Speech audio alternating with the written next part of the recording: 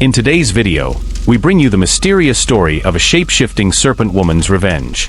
"Believe me, son, I didn't do anything," said Zora Begum in a tone filled with helplessness and sorrow. "Why would I ever want to kill Manor? She was my granddaughter. How could you even think that I could harm her?" The entire TV lounge was filled with Zora Begum's family. Her three sons, Noman, Arsalan and Faison, were there along with their wives, Iram, Shabana, and Mamina, and all their children. Not just them, Inspector Kawar and 3 lady constables were also present. The murdered girl, Manor, was the daughter of Arsalan and Shabana. She had been brutally killed at the exact time when the whole family was attending a night program. Manor was around 15 years old.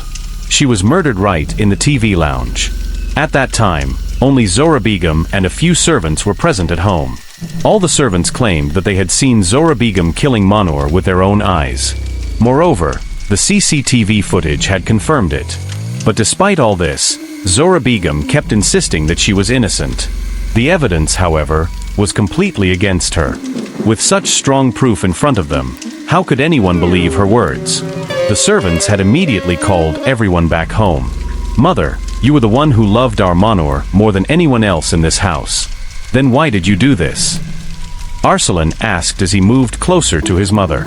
His voice trembled as he spoke, his eyes were filled with tears, and his heart felt as if it were bleeding. Manor's body had already been taken for post-mortem. Zora Begum stared at Arsalan in disbelief.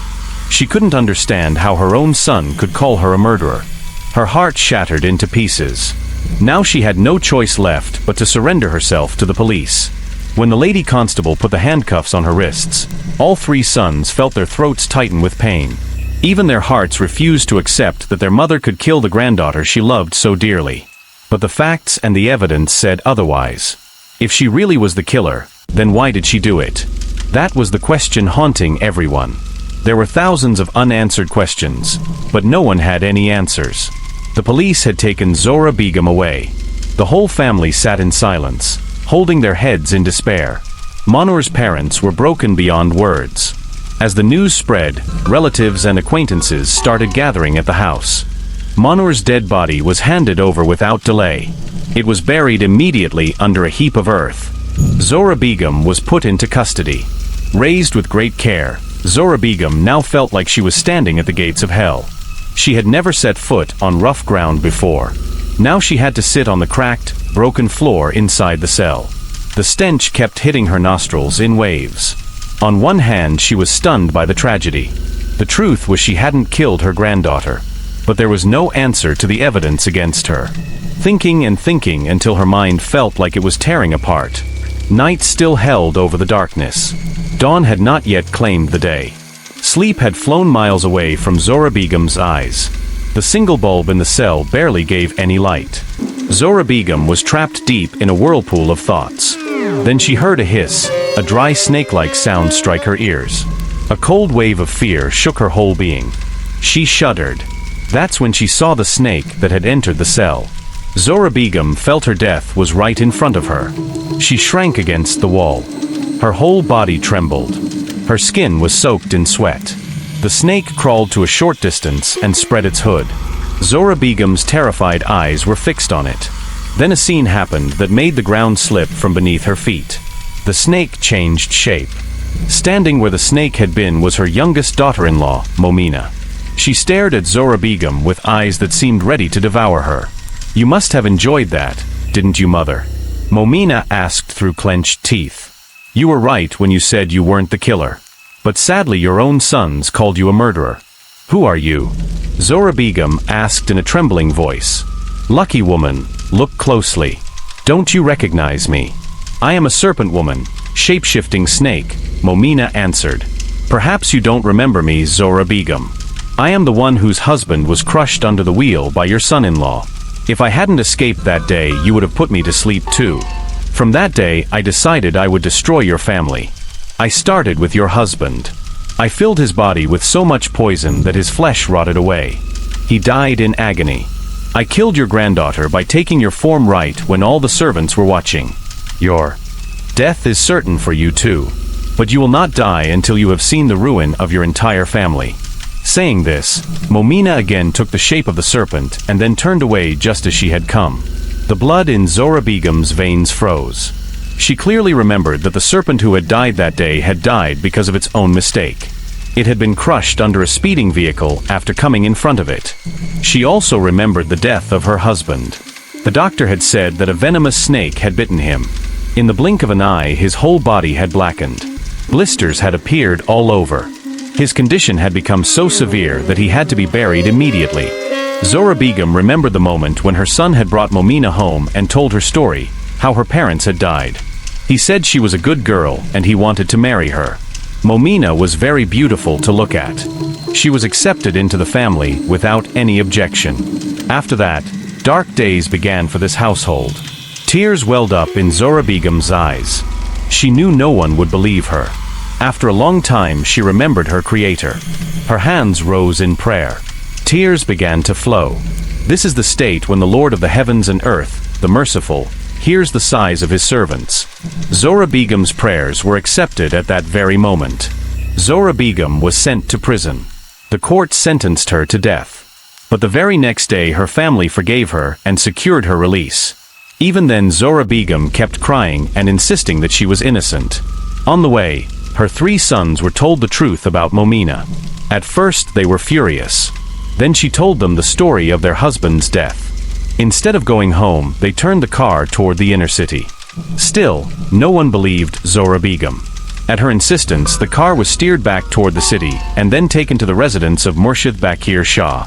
Murshid Bakir Shah was well over 100 years old. He had great spiritual strength. His life was dedicated to serving people. Zora Begum's family owed him countless favors.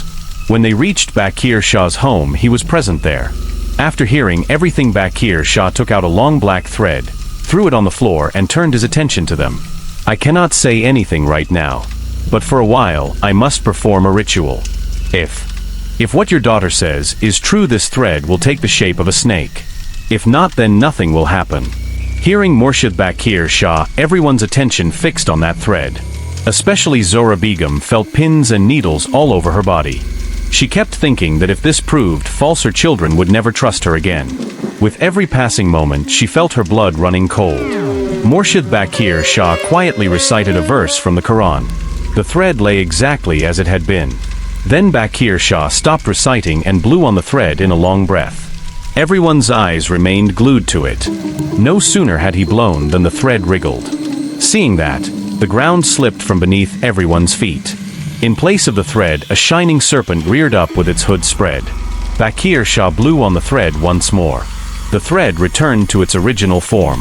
It was not an ordinary thread, but a shape-shifting serpent woman. Bakir Shah picked the thread up from the floor and said. Hearing him, Zora Begum looked at her 3 sons with pleading eyes. But none of the sons had the courage to meet their mother's gaze. Shock and despair mixed on their faces as they stood stunned. Especially Faison, who could not believe that the woman he had lived with was actually a serpent woman and the mother of the only daughter of his mother. That serpent woman intended to destroy your entire family. If she is not killed, she will wipe out your line. Faison loved Momina deeply. Even after learning her true nature, he could not believe she should be killed. But letting her live was also impossible. So how could they escape this calamity? Arsalan ground his teeth and asked. She killed my innocent daughter mercilessly. Then she put our mother behind bars. I will give her a death so terrible that no snake or serpent will dare cross humans again. Not so fast. Don't rush. I will give you some things. Learn how to use them properly. Murshid Bakir Shah said as he rose from his place. He went to an old wooden wardrobe against the wall and took out some items. Then he returned to them. Inside this bundle are 4 nails and a coil of thread. Hammer the 4 nails into the 4 corners of the house. This will keep the serpent woman from leaving the house. She won't be able to leave the house. But first tie a little of that thread around everyone's right hand. This thread will protect you from the serpent woman's poison, and she won't be able to harm you. Then the moment she takes her serpent form, spray this water on her. This water has a special ritual done over it. The moment it touches her, she will become like a blazing fire. Even a single drop on her will do the work, but be extremely careful. She's very fiery and dark in nature. Murshid Bakir Shah showed them a small bottle of the water and handed it to Arsalan. Following his instructions, they hammered the 4 nails into the 4 corners of the house. They also tied the thread around everyone's right hand. When Momina learned that Zora Begum had been released, she stiffened. Her room was on the 1st floor. In the blink of an eye, she came out and stood in the TV lounge to watch everyone. She turned into stone at Zora Begum's release. She was sure Zora Begum would never reveal her truth to any of her sons. As she came down the stairs, a storm of grief and rage gathered in her eyes. Zora Begum's gaze fell on her. Everyone else also looked at her. A 6th sense warned Momina that something dark was afoot. The moment she stepped onto the floor, a heartbreaking scream escaped her and she flew back. "Your true nature has been revealed to us." The shape-shifting serpent woman, Arsalan, hissed angrily and quickly opened the bottle. "You people cannot even wet a single hair on me." Momina snapped back angrily. Her eyes fixed on the bottle in Arsalan's hand. In the next instant, Momina had transformed into a serpent woman, hood spread. Just as Arsalan hurled the water, the serpent's tail struck so hard that the bottle flew out into the garage. Once again, she took Momina's form. Tied with the black threads on their hands, "How long will you be safe from me? I will kill you one by one." Saying that, Momina took the serpent form again and leapt outside, but unfortunately she got badly stuck. Her tail hit and the bottle struck the garage wall and water splashed everywhere. Just then, as Momina entered the garage, 3 or 4 drops fell from a small lamp hanging from the roof and landed directly on Momina's body. The drops fell on different parts of Momina's body. She froze in her place and turned to look at everyone for the first time with pleading eyes. No one could understand the emotions behind that look. Her tear-filled gaze stopped on Faison. Seeing tears in her eyes, Faison's heart tightened in his throat. He wanted to go to her, but his brothers held him back. And at that very moment, flames engulfed Momina's entire body. Fire spread all around. Momina thrashed, trying to escape the flames, but all her efforts were in vain. Even her screams were lost in the roaring fire. Within moments, Momina's body turned to ashes. On Arsalan's command, the servants collected the ashes and scattered them away. Faison's heart shattered into pieces. He had loved Momina deeply, with all his heart and soul. Her death tore him apart. He had watched her die right before his eyes and could do nothing.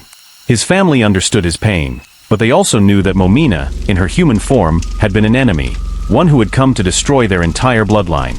If she hadn't been put to eternal rest, she would have done the same to them all. Slowly, Faison climbed the stairs. In his room, he locked the door from inside. On the bed, his little daughter lay asleep peacefully. His eyes filled with tears as he walked toward her and lifted her into his arms. Her eyes were closed, her face calm. He stared at her intently. Suddenly, the girl opened her eyes, and flames seemed to burn within them. Faison froze. He saw her tongue flicking in and out, just like a snake's. Looking closer, he realized it had split into 2, exactly like a serpent's tongue. His heartbeat quickened. He glanced at the locked door, then sighed in relief. He laid his daughter gently back on the bed. "Momina, it seems you'll never leave me," he whispered, wiping his tears. "To keep our daughter alive, even if I have to destroy my entire family, I won't hesitate. No one will ever take her away from me." He lifted the child once more and walked to the window. Cool wind brushed against his face, soothing his burning mind. A faint smile spread across his lips. He looked at his daughter again, and it felt as if Momina's reflection shimmered in her eyes.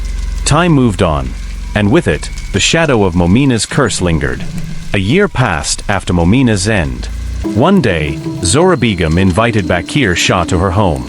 He came as requested. Zora Begum sat with Faison's little daughter in her arms. When Bakir Shah's eyes fell on the child, he began to observe her closely. Then he closed his eyes and started reciting something under his breath. When he opened his eyes again, his gaze fixed firmly on the little girl. A sigh escaped his lips. He didn't say a word for a while, then quietly got up and left. The next day, he returned to Zora Begum and gave her 4 blessed nails and a bottle of sacred water. That very night, Faison's daughter met the same fate as her mother, the shape-shifting serpent woman.